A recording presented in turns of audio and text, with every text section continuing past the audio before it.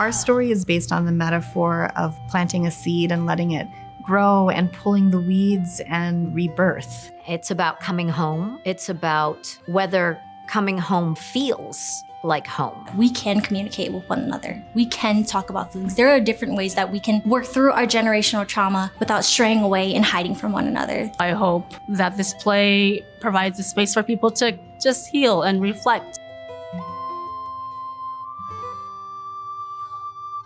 I am Katie Cavang. I'm the playwright of Hmong Futures, The Future of Us.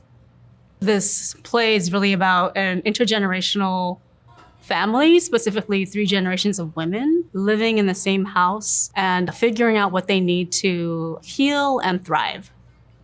What inspired the play was really the story of my mom's life growing up in Laos and being the primary breadwinner and caretaker for her family, and as a young woman, being a farmer and growing crops and food to feed her family. My mom growing up had a lot of hardships, and so being my mom's daughter, I felt like I was her daughter, her best friend, also her therapist. But the way that I absorbed it was that I kind of found them as gifts, and it helped me to understand the world that I come from. It's funny because I also understand the world around me through theater and art as well. So Hmong Futures opens April 11th and runs through May 3rd at the Gremlin Theater in St. Paul. Theater Mu has always strived to be a reflection of our community and has always strived to really evolve to be a part of our community. I'm Anh Tu Pham. I'm the managing director for Theater Mu. Katie Ka reached out to our former artistic director, Lily Tung Crystal, my colleague, and said, there's this Joyce Foundation grant which awards the artist and the theater together. And so we have this history of Mu and Katie having a wonderful collaboration together. And then when she brought this idea of a Hmong play, it felt like it was the right time, both for Katie and the next step in her evolution as a playwright, but then also for Mu as we continue our work in terms of community engagement as we approach and look at what the 50th anniversary of Southeast Asian resettlement meant. And of course, no one play can be all-inclusive, but it was a chance to give a snapshot of a Hmong voice that would reflect upon what it means now at this place 50 years after that war, 50 years after this community has resettled in Minnesota, where it's one of the largest diasporic communities of Hmong people in the world. First and foremost, I knew it was important for me to put together a Hmong Futures Advisory Committee. And one of the responsibilities is to put together a dinner of up to 10 to 15 people, answering questions that might help me figure out this play. I felt like it was important to dream, and I was also on the same wave as well, in alignment with the project and the message. My name is Shwana. I use they, them pronouns. I am a music artist and a longtime friend of Katie. She's like, I'm trying to put this project together. I don't have it all figured out yet, but I think it's really important that we capture different voices for this project. And it opened up a lot of dreaming pieces in me. And I decided to bring in Hmong women who have been doing advocacy work for a very long time, and also queer folks who have been also part of the journey in all aspects in our community. These conversations will inspire themes, sets, costumes, sound, anything that's gonna bring it to life. So I think for me, artistically, I'm geeked in, let's do it. People were really willing and enthusiastic to share their thoughts. And our questions were what is your hope for the future? We've been here for 50 years. Where do you see us in another 50 years? What currently exists in our community that you do not want to see in the future? And in this process, I also had to I was met with my own biases and what I didn't know. And then out of that, I started to craft ideas and potential moments and sort of feather out some of the themes that I was wanting to explore in the play. And 2 of the top themes that kept coming up over and over again were intergenerational wellness and understanding and fight the patriarchy. It just seems like a perfect fit for the Asian American theater in the Twin Cities to be doing a show called Hmong Futures. I'm Fran De Leon, and I'm the artistic director of Theater Mu. It's a responsibility for us to be accurately representing our community. So Hmong folk, I think, will come in and they're going to recognize things and they're going to look at it and go, oh, God, that's mine. Oh, I know exactly that. Easter eggs, I like to call them, of the culturally specific tones. So I started working with Katie Ka in shepherding Hmong Futures in July of 2025. The thing that she talked about that really inspired me was to look at the Hmong community, not just surviving, but thriving. And I think that because there are struggles, so many times that's what we write about because that's what we need to process. But do we celebrate the victories? Do we celebrate when we are thriving? And that's what was so wonderful to see as the creation process happened. So many times, how we see ourselves represented can impact how we see ourselves, whether it be on a stage or a screen. And I feel like there's not enough Hmong stories out there. And then even if there are, they're like the nuances, of like the diaspora. So I always try to lean into like the specifics of a lived experience. And I think that's what Katie does best on, is like she brings out stories that it opens doors for people to talk about it.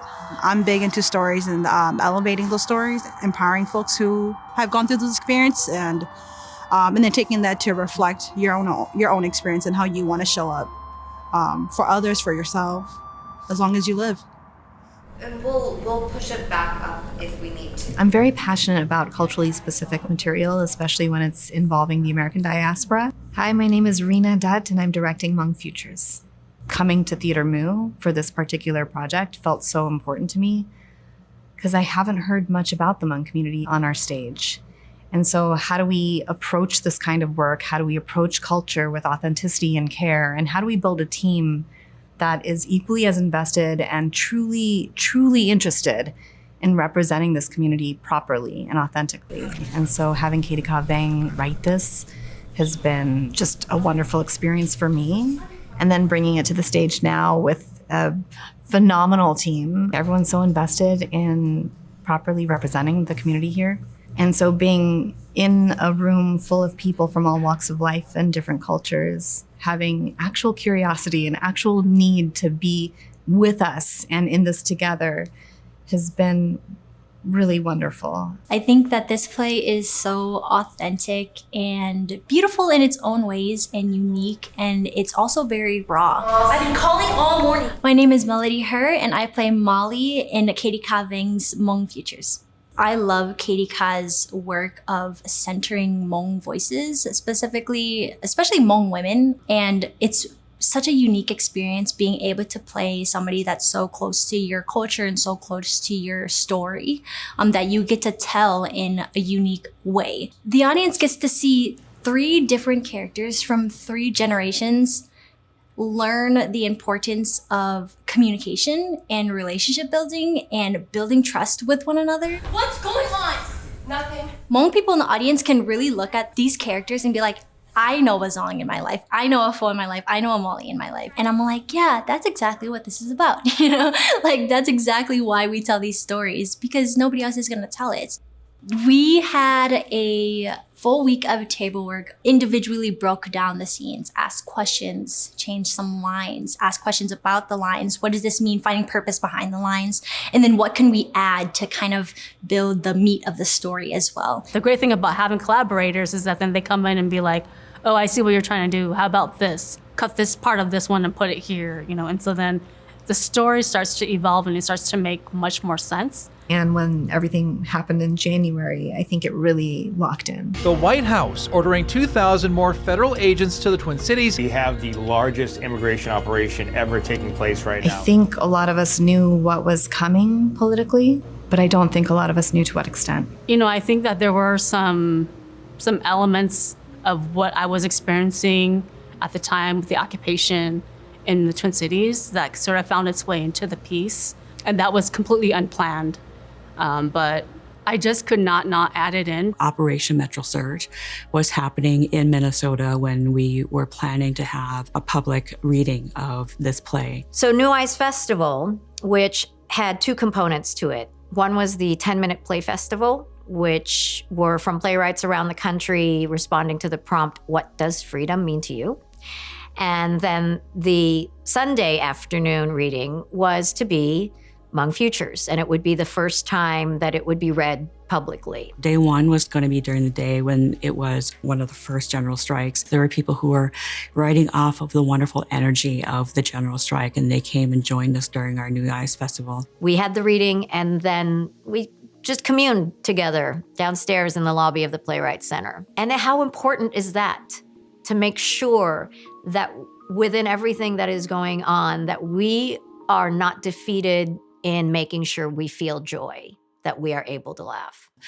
And then it was the horror of the next morning. 37-year-old Alex Preddy shot and killed by a Border Patrol agent near 26th and Nicollet this morning. When Alex Preddy was murdered, it was just kind of like a slap in the face. And the fact that not only was he killed, but there were people who knew him, people who knew of his family, and then also people who lived really close to where he was killed, and the implications of that for our community. We had to take a moment, Fran and I and the company, to just really talk about, do we continue? Is it the play must go on, or do we really allow us to be humans in that moment? And so we did make the hard decision to cancel that reading of Hmong Futures, and we didn't reschedule it because it just didn't feel right. I did want to make sure that the team that was part of the New Eyes Festival, including Hmong Futures, had a space to process, to speak, to just be with each other, even if that was through the ether. And we had that online Zoom meeting to just touch base. And they gave us space to talk about how we felt. And there was a lot of tears. There was a lot of anger. And I say anger because I was experiencing a lot of anger. But then how we showed up after that showed the resilience of the Hmong community. And now here we are doing the Hmong Futures play. We get to have kind of those conversations together still and open that space for the community to see from the inside out what the Hmong community is also experiencing as well. And it's that kind of care that makes theater alive and real and necessary. It's not just the stories we tell, but it's the communities we build off stage. And I just gonna get emotional, but I feel very strongly that Theater Moo is doing something beautiful here, and a lot more regions need to follow suit. Thank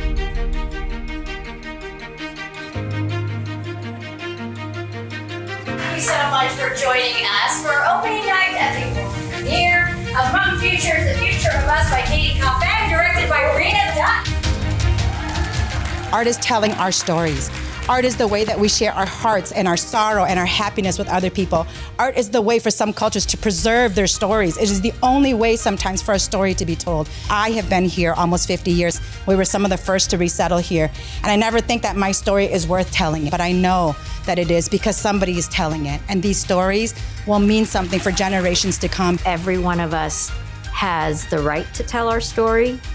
And in truth, every one of us has a responsibility to tell our story. And that's just exactly the type of thing that KDCA does, is put people that represents our community on stage and shares real life stories. I hope that brings healing. It brings healing and connection and closeness. I hope that there's some kid who comes to see the show and wants to be a theater maker who says, I want to be a part of Theater Moo. I want to come and tell my story.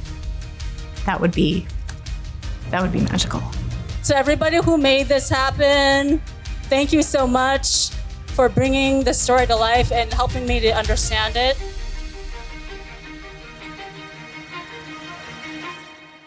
I just loved it. I thought the script was really beautifully put together. I really love the depth of the characters and their relationships. There's just so much love in these stories, and Hmong people are great storytellers. When we get to see it ourselves, when we get to be the ones that write it, when we get to be the ones that help create it, it feels really empowering. You could see yourself in so many different pieces. The whole production was really well done.